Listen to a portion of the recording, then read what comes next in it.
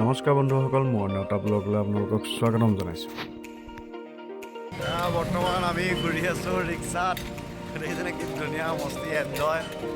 এয়া U P উত্তৰ প্ৰদেশত মেন আৰু মই আমি দুটা ঘূৰি আছোঁ ৰিক্সা এখন ৰিজাৰ্ভ কৰিলে।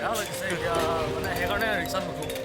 মানুহে কিমান কষ্ট কৰিছে চাওক না, বেয়াই লাগি গৈছে, কিন্তু উপায় নাই, কি কৰিব। ৰিক্সাত উঠা অৱশ্যে মজাটোও বেলেগ, সেইটো টমটমত বা অট'ত বা গাড়ীত নাপায়, গতিকে সেইকাৰণে উঠিবলৈ বাধ্য। কিন্তু বেয়া লাগিছে মানুহজনে যিমানখিনি কষ্ট কৰি থাকে। আপগ্ৰেড হৈছে আৰু টমটম ৰিক্সাৰ পৰা টমটম এখন অলপ কভাৰ হৈ থাকে, সেইটো মুকলি হয়, ভাল লাগে সৰুতে উঠা। বহুত নম্বৰ উঠিব মন গ'ল, উঠিলোঁ আৰু যাওঁ চাওঁ আৰু কেতিয়া আহিব পাওঁ তাৰো ঠিক নাই। আজি চান্স পাওঁতে চাই লওঁ, যিহেতু আমাৰ 3:30 বজাত ট্ৰেইন আছে। 3:30 ট্ৰেইন আছে, আমি যামগৈ ইয়াৰ পৰা, আমি বিদায় ল'ম। গতিকে সেইকাৰণে ভিডিঅ'টো বনালোঁ। ধুনীয়া গতিয়ে আহি আছোঁ ভাল। আৰু তাৰ পৰা আহি বাহিৰে বাহিৰে আমি গৈ আছোঁ এতিয়া ষ্টেচনলৈ, কিয়নো আমাৰ ট্ৰেইনৰ টাইম হৈ গ'ল আৰু 2 ঘণ্টাৰ পিছত আমাৰ ট্ৰেইন আছে। আৰু আমি ইয়াত গৈ আছোঁ বৰেলি যাম। আৰু ইয়াৰ ষ্টেচনৰ ভিতৰলৈ আমি সোমাই আহিছোঁ।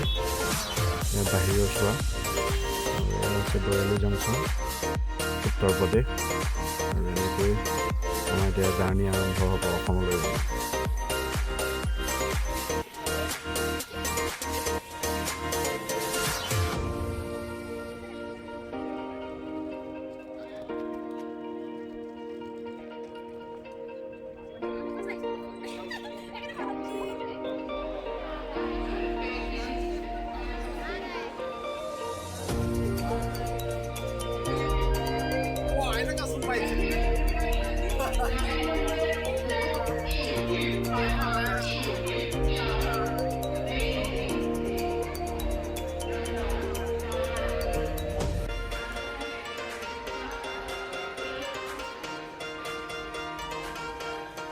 ट्रेन आ रही है, हम लोग जा रहे हैं यहाँ से असम के लिए। नाटक करके आया है, हाँ शिवरात्रि है, लेकिन वो शिवरात्रि का जो भांग है ना वो पीने के लिए नहीं है अभी। यहाँ पे नहीं मिलता है शायद, नहीं मिलता है शायद, हमको मालूम भी नहीं इसीलिए हमका मन शांत नहीं है। बाबा का प्रसाद मिल जाता तो अच्छा होता है। अच्छा, बहुत अच्छा लेकिन लगता ये है। आसाम नहीं है ना। आज के आसाम उड़ा देता है। আৰু এনেকৈ আমাৰ জাৰ্ণি আৰম্ভ হ'ল অসমলৈ। আৰু ট্ৰেইনত আমি এয়া বিটু আৰু এই খুৰীহঁতক পালোঁ। তেওঁলোক শিলচৰৰ হয়। খুব ধুনীয়াকৈ আমাৰ লগত কথা বতৰা পাতি সময়খিনি পাৰ কৰিলোঁ। গতিকে এনেকৈ ওপৰত টিভিত পৰেশ, এইফালে আইমনো শুই আছে। গতিকে এনেকৈ আমি পাৰ কৰি আহি আছোঁ। আৰু এইফালে আমাৰ মেন শুই আছে হিমাংশু, এয়া টোপনি নজগাওঁ বাৰু, এতিয়া বহুত কষ্টত আছেতো। গতিকে এনেকৈ আমি আহি আছোঁ ঘৰলৈ বুলি।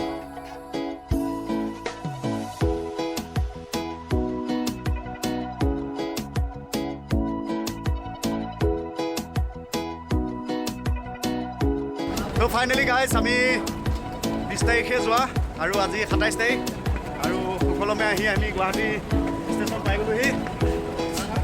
তো এয়া বাহিৰলৈ আমি এতিয়া ওলাই গৈ আছোঁ। গাড়ী আমাৰ বাহিৰত লাগি আছে, ট্ৰেভেলাৰ। গতিকে ট্ৰেইন এখন আমি চিট উঠি আহি আছোঁ ওপৰলৈ। বাহিৰতহে গাড়ী লাগি আছে।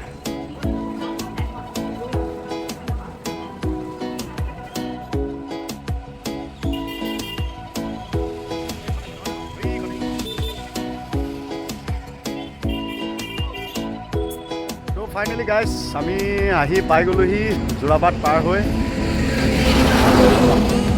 দেখিছে পাঞ্জাবী ধাবা, আৰু আমি বাহিৰৰ পৰা শ্ব' কৰি আহিলে সদায় ৰাতি ভাতটো ইয়াতে খাই যাওঁ, যিহেতু ঘৰৰ পৰা আমাৰ দেৰি হয়। আৰু এইখন পাঞ্জাবী ধাবাত মানে খাই খাই অভ্যাস হৈ গ'ল। যোনটো শ্ব' কৰিয়ে নাহোঁ, গুৱাহাটীত নামি পেলাই আমি ডাইৰেক্ট এইখন ধাবাতে সোমাওঁ। এইখন হৈছে পাঞ্জাবী ধাবা। আপোনাৰ গুৱাহাটীৰ ফালৰ পৰা আহিলে বাওঁহাতে আছে, নগাঁও ফালৰ পৰা আহোঁতে সোঁহাতে পৰিব। এইখন খুব সুন্দৰ হয়, খাদ্য পাতিবোৰ ইয়াৰ। দাদাহঁতে খুব ধুনীয়াকৈ খুৱায়। এয়া আমাৰ গোটেই ষ্টাফ।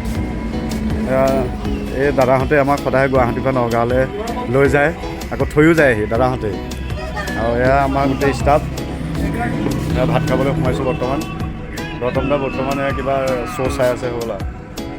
ৰাজপোচত ব্যস্ত।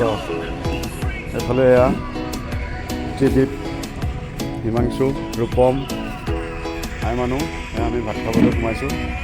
এইখনেই ধাবাখন খুব সুন্দৰ আৰু